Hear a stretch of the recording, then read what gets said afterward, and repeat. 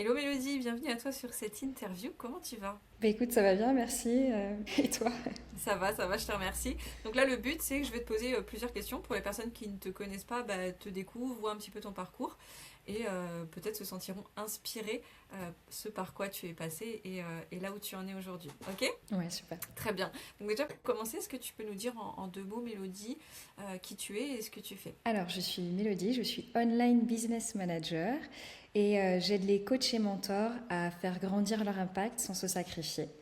Et donc, en gros, ça passe par une structure et des systèmes qui vont être alignés à leur rythme, à leur énergie, en gros, leur façon naturelle, un peu, de fonctionner pour qu'ils puissent justement, bah voilà, le but c'est avoir une croissance durable et construire un business qui les porte plutôt que les drainer. Et est-ce que tu peux nous expliquer à quelles problématiques tu étais confrontée alors avant d'entrer dans le squat? Alors, alors déjà avant d'entrer dans le squat, j'étais pas du tout OBM. Ok.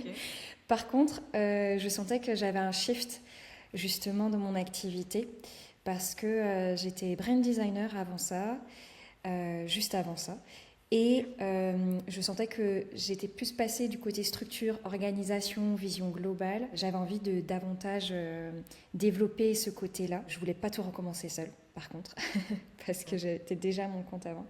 Et donc c'est pour ça que j'ai souhaité rejoindre le squad. Ok, génial. Et qu'est-ce qui t'a réellement décidé alors à rejoindre le squat? Alors franchement, ça a été le fait que je me reconnaisse totalement dans les descriptions des vidéos finalement de Céline. L'approche et le fait qu'il y ait une méthode aussi assure parce que je voulais pas être dans le flou, avoir à tester, à chercher, voilà, avoir mon énergie un peu qui soit justement du coup éparpillée un peu partout. Donc pour moi, le squad m'apportait, enfin c'est pour ça que je l'ai rejoint, c'est le côté structure et qui me permettent d'avancer sans, sans être perdu, quoi. Ok, trop bien. Et donc du coup, tu as commencé à nous dire ce que tu faisais juste avant d'entrer dans le squat, mais est-ce que tu as toujours été freelance ou enfin voilà, quel est un petit peu ton parcours, Mélodie? Non, alors avant ça, moi, j'étais assistante. Donc j'ai bossé dans des grosses entreprises et puis justement j'avais cette envie de liberté, de changer et d'être plus alignée avec moi-même et ma vision de la vie que j'avais envie de mener. Et ça m'a amené vers une reconversion en brand design où ben, du coup je me suis spécialisée en stratégie de marque. Et en faisant ça, eh bien, forcément, on discute avec beaucoup d'entrepreneurs. Et le fait de discuter avec eux, je me suis aperçue, bon, on s'en fait des copains aussi, Ouais. et le fait de discuter avec eux un peu plus profondément sur la façon dont ils mènent leur business, comment ils font pour avoir de la visibilité, toutes ces choses que moi j'avais mis en place naturellement dans mon business, bah eux ils l'avaient pas et ils étaient à milieu d'y penser. Et donc là je me suis dit, ok, il y a un truc intéressant là. Et en plus, j'aime ça. C'est des choses où ça me met, comment on dit, ça me met en joie de Ouais. faire ça. Ouais. Donc, euh, donc voilà. Ok, trop bien. Et justement, je lis avec la question suivante. Alors du coup, qu'est-ce que tu préfères dans ce métier d'OBM? Alors franchement, c'est de pouvoir voir chez le fondateur le soulagement, la clarté et le fait qu'il soit plus en mode chaos et à courir partout et épuisé. Et le fait de voir ce changement, le fait qu'il se sente soutenu aussi et ce côté je porte plus tout seul, quoi. Dernièrement d'ailleurs, ma cliente m'a justement dit ça, ça me fait du bien d'avoir quelqu'un à qui parler de tout ça parce qu'en fait on est vite seul dans le monde entrepreneurial et de les sortir finalement de cet isolement. Ouais, c'est vraiment chouette. C'est ce que j'aime le plus, je pense. Ah, trop bien, trop bien. De toute façon, c'est en lien avec ce que tu disais justement tout à l'heure de comment aider les entrepreneurs et c'est ton alignement à toi, donc c'est trop bien et tu Ouais. portes ce message-là. Du coup, est-ce que tu peux nous raconter alors comment tu as trouvé ta première cliente? Et alors, ma première cliente, je l'ai trouvée en allant justement à une masterclass Trop bien. pour aller voir un peu ce que mes prospects font, être visible, voilà, des choses comme ça. Et alors, c'est pas du tout elle qui faisait la masterclass. Par Ok. contre, on a bien échangé. Alors, comment on s'est connecté? Je ne sais pas, vraiment. Je pense que ça a été les échanges, ce qu'on s'est dit, et la sensibilité, le côté ambition nous ont rapprochés. Et c'est vraiment trop drôle parce que elle est coach en personal branding. Moi, à la base, j'étais dans le monde du branding et je me suis dit, je voulais sortir de ça entre guillemets. Je voulais sortir pas spécialement du branding en fait. Je voulais pas spécialement bosser avec des personnes qui sont dans le branding, mais plus des personnes qui étaient alignées avec une façon d'être et qui étaient le fait d'être sensible et ambitieux et casser justement le côté boss lady, power boss. On peut être sensible et ambitieux, réussir. Et en fait, c'est ce qui nous a réunis. Et donc, c'était vraiment très drôle, quoi. Ok. Donc, Ok. on a échangé là-dessus. Et en échangeant là-dessus, on a vu qu'on était très alignés et on s'est dit on a envie de bosser ensemble. Génial. Donc on voit qu'effectivement aujourd'hui ta spécialisation se fait sur cet alignement, sur cette manière d'être et justement pousser ces gens-là beaucoup plus sensibles que dans le pouvoir comme tu le dis. Comment tu as choisi cette spécialité, enfin comment tu t'es spécialisée? Alors ça a été mon vécu finalement. Moi, ce que j'ai expérimenté, parce que voilà, je suis quelqu'un d'assez sensible et qui du coup a un rythme aussi important pour que je puisse bien faire mon boulot, tout simplement parce que je fais de l'inflammation chronique et c'est toute cette expérience-là, qui je suis, mes problèmes de santé qui sont arrivés et qui m'ont amené à me dire en fait il y a une autre façon de bosser et de faire les choses qui respecte nous, notre façon d'être en tant que personne sensible et qui n'est pas en contradiction avec le fait de réussir, parce que souvent sensible et ambitieux, ça va pas ensemble. Et voilà, j'ai envie de casser un peu ce truc-là. Ça m'a amené là aujourd'hui. Je crois que j'ai perdu un peu ta question, désolée. Non, mais ça répond. C'était sur la spécialisation. Comment tu as choisi de te spécialiser? Voilà. Donc c'est en lien avec ton parcours, toi, ce que tu as vécu et ce que tu crois possible de faire et d'être.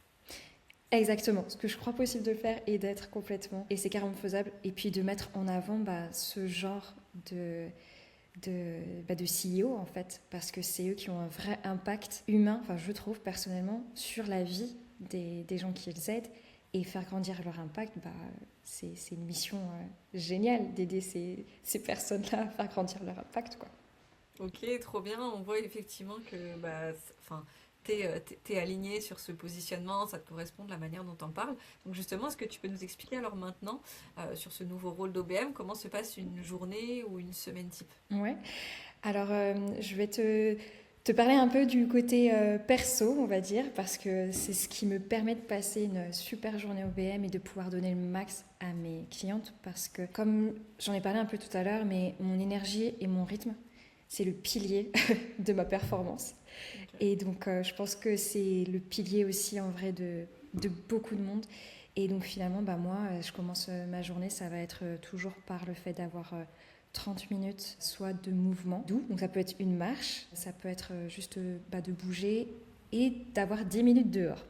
C'est-à-dire d'avoir la lumière du soleil direct, voilà, avec moi, avoir mon rythme circadien qui fonctionne, qui se met en place, quoi. Une fois que j'ai fait ça, j'ai besoin aussi d'avoir un temps de calme et de respiration, du coup, et également qui va me permettre de me recentrer, de pouvoir du coup me sentir alignée, au calme aussi. Et puis des fois, c'est de pouvoir faire le point, des fois, sur comment je me sens, parce que ça peut être compliqué des fois d'identifier comment on se sent, et donc qui permet de guider justement derrière comment je vais mener ma journée pour qu'elle puisse bien se passer, quoi. Une fois que j'ai fait ça, et là je commence par 30 minutes ensuite de créer du lien avec alors c'est vrai que on appelle ça ce temps dans OBM la prospection, mais moi j'appelle ça créer du lien. Maintenant, c'est comme ça que je le vois, ça s'est transformé, parce que pour moi la prospection, elle avait un peu pas une mauvaise connotation, mais un côté un peu impersonnel et pas sincère. Et du coup, personnellement, le fait que je le transforme en créer du lien, ça m'a changé ma vision sur comment j'aborde les choses et mon intention, en fait, lorsque je vais au contact de potentielles clientes, en fait, que du coup, j'admire et que j'apprécie. En tout cas, j'aime ce qu'ils font. Et en général, si je vais contacter quelqu'un, c'est parce que je sens qu'il y a un alignement possible. Et puis après, je travaille en bloc. J'avais essayé de mettre, une heure de ci, une heure de comme ça, sauf qu'en fait, je suis quelqu'un qui a un rythme... C'est pas, comment dire, c'est pas une ligne, je suis pas linéaire en fait. Et donc le fait d'avoir des blocs, de me mettre ok, un bloc de ci, un bloc de ça. Ça veut dire aussi qu'en fonction de comment je sens mon énergie est, je peux les interchanger. Et donc ça va commencer d'abord, en général, tout ce qui va être les livrables clients. Je vais commencer du coup par ça. Donc ça va être, parce qu'en général j'ai remarqué que voilà, mon énergie le matin, elle est à son top. Je réussis à être beaucoup plus focus. Et donc je commence par ça. Et à partir de midi, ça va être mes moments pour discuter avec mes clients. Parce que, entre guillemets, le plus important est fait, ce dont ils ont besoin est fait. Et après, ils ont besoin de soutien pour discuter, de voir où ils en sont. Parce que s'ils ont des stratégies à mettre en place, si on a besoin de faire le point aussi sur ce qu'ils ont réussi à faire ou pas faire. Enfin, notamment là, ma cliente, elle a des moments où c'est assez compliqué. Voilà, le fait d'avoir ce temps où on sait qu'on s'appelle, c'est pas toutes les semaines, mais on a un weekly check-in. Okay. Voilà, où on s'appelle et on passe 15 minutes, pas beaucoup, mais 15 minutes où on voit si elle a été bloquée, ce qu'on peut faire pour débloquer, comment elle a ses réussites, et puis quels sont ses objectifs pour la suite, quoi. Et après, en général, quand j'ai des réunions clients, je déconnecte. Je déconnecte parce que je donne en fait beaucoup sur ce moment parce que j'ai envie d'être très présente. Mais j'ai besoin justement de reprendre un temps et de me recentrer pour derrière continuer et remettre au clair finalement tout ce dont on a parlé et lui donner une suite et un plan d'action et continuer sur mes tâches de façon à performer, quoi. Et j'ai fait une erreur au tout début que je ne fais plus maintenant.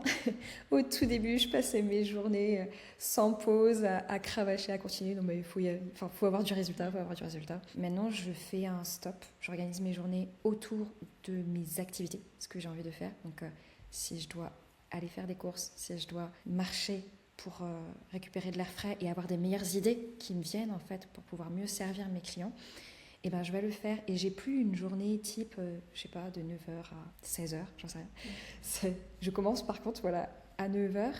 Par contre, après, l'après-midi, je peux autant aller faire mes activités ou si mon client a besoin, je suis là pour mon client. Mais après, je peux aussi bosser le soir. Je m'organise vraiment en fonction d'où mon énergie, je sens qu'elle va être la mieux répartie en fait sur ma journée, quoi. Trop bien, ça donne envie. Génial, merci beaucoup Mélodie.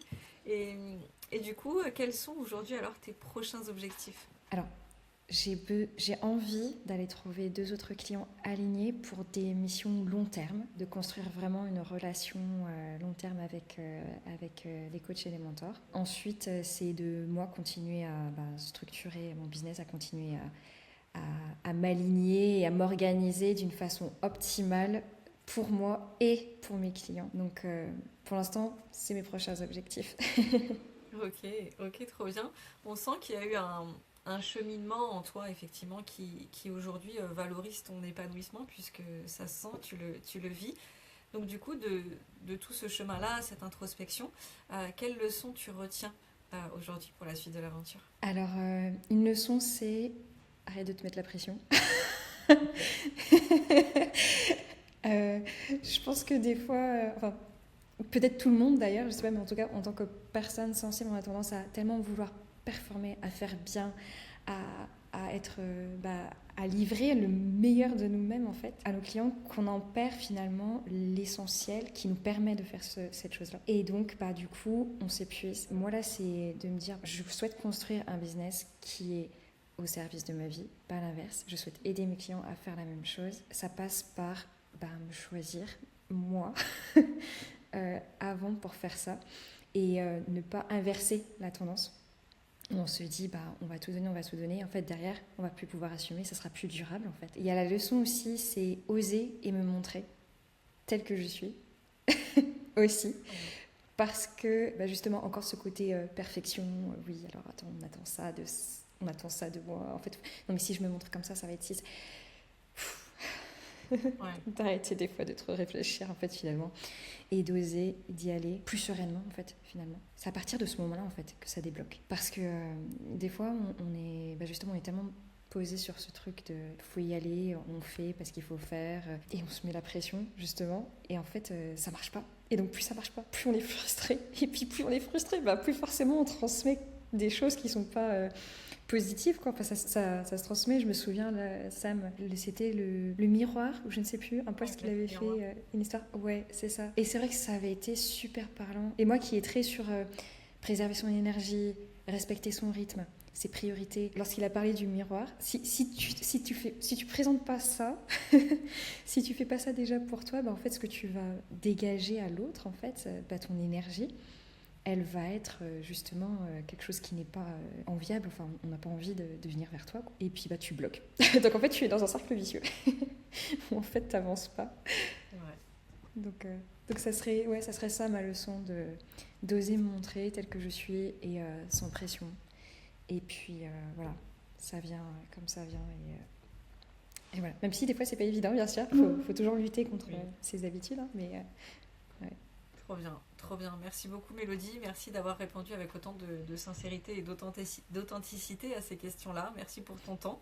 Et du coup, je te souhaite une belle réussite et de continuer sur cet alignement qui nous fait du bien. Je te remercie du coup Emmanuel. Et puis merci de m'avoir donné ce privilège aussi de pouvoir échanger avec toi sur mon alignement et mon parcours. Avec grand plaisir. À bientôt Mélodie. À bientôt.